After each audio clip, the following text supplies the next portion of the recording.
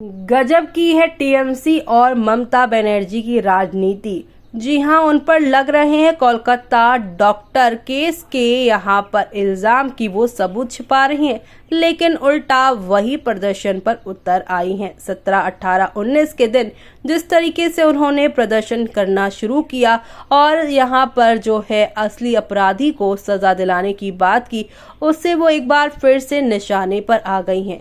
जी हां, ममता बनर्जी का छोटा सा नुकसान भी बीजेपी के लिए बड़ा राजनीतिक फायदा हो जाता है।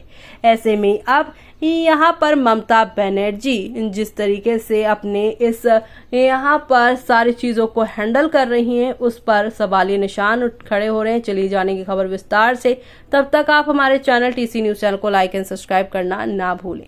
आपको बता दें कि पश्चिम बंगाल की सीएम ममता बनर्जी ने कोलकाता यहाँ केस में ममता बनर्जी बुरी तरीके से घिर चुकी हैं।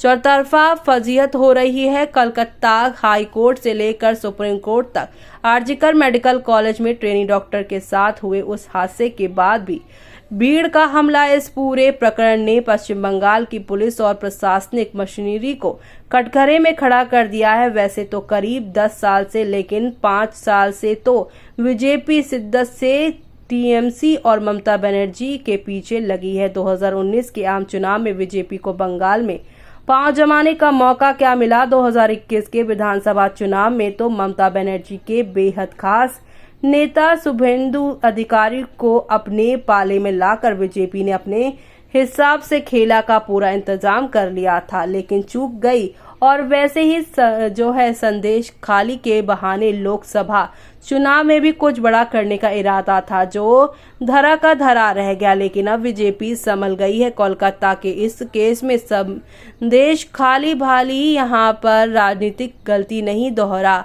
रही है। बंगाल की राजनीति को बीजेपी नेतृत्व ने बंगाल के नेताओं के हवाले कर रखा है और बगैर हो हल्ला मचाए भी बीजेपी ने ममता बनर्जी को काफी नुकसान पहुंचा दिया है। कोलकाता के इस केस में ट्रेनी डॉक्टर को इंसाफ दिलाने के लिए अब बीजेपी कार्यकर्ता सड़क पर उतर रहे हैं और इंसाफ दिलाने की ये मुहिम जो है 5 दिनों से चलने वाली है। अव्वल तो केंद्र की सत्ता में होने के कारण बीजेपी के पास ममता बनर्जी की राजनीति को डैमेज करने का बेहतरीन मौका है, लेकिन लगता है बीजेपी ने रणनीति बदल ली है।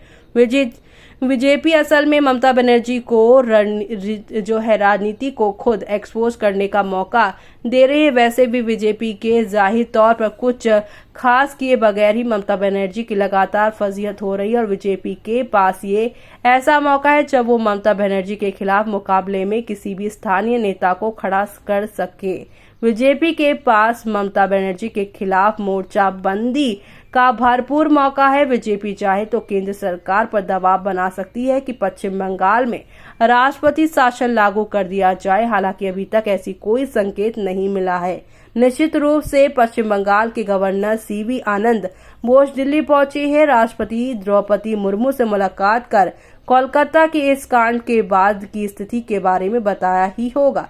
केंद्रीय गृह मंत्री अमित शाह से भी मुलाकात की और मौजूदा हालात के बारे में अपनी रिपोर्ट भी दी ही होगी। बेशक एक घटना विशेष से किसी राज्य की कानून व्यवस्था का मूल्यांकन नहीं किया जा सकता, लेकिन सुप्रीम कोर्ट ने कोलकाता के इस केस को लेकर जिस तरह से खुद ही यहाँ संज्ञान लिया है और पूरे मामले को केंद्र में रखकर सरकार मशीनरी की कार्यप्रणाली पर जो सवाल उठाए वो बीजेपी के लिए कारगर राजनीतिक हथियार तो है ही। बंगाल के हाल को लेकर प्रधानमंत्री नरेंद्र मोदी, केंद्रीय गृह मंत्री अमित शाह और उनकी टीम पश्चिम बंगाल के मामले में जो भी विचार विमर्श कर रहे हों, लेकिन बीजेपी अपनी राजनीतिक मुहिम तो शुरू कर ही चुकी है। और जैसे अयोध्या में राम मंदिर बनाने के लिए कानून लाने की मांग की गई थी, उसी तर्ज पर राष्ट्रपति शासन की भी मांग उठाई जा सकती है। अगर केंद्र सरकार का ऐसा कोई इरादा नहीं है तो भी सड़क पर उतर चुकी बीजेपी ममता बनर्जी के खिलाफ अपने मनमाफिक नैरेटिव तो चला ही सकती है। अब ये बीजेपी नेता और सलाहकारों की काबिलियत पर निर्भर करता है कि वो ममता बनर्जी के खिलाफ अपने मिशन में कहां तक कामयाब हो पाते हैं। ममता बनर्जी के खिलाफ इससे पहले संदेश खाली यहाँ पर भी बहुत बड़ा मुद्दा था, लेकिन नतीजों पर नजर डालें तो यही लगता है कि सारे ताम झाम के बावजूद बीजेपी के लोग मुंह के बल गिर पड़े थे। ऐसे में अब क्या होगा देखना होगा आने वाले दिनों में, खास कि कोलकाता में राष्ट्रपति शासन लगता है या फिर यहाँ पर कुछ और होता है।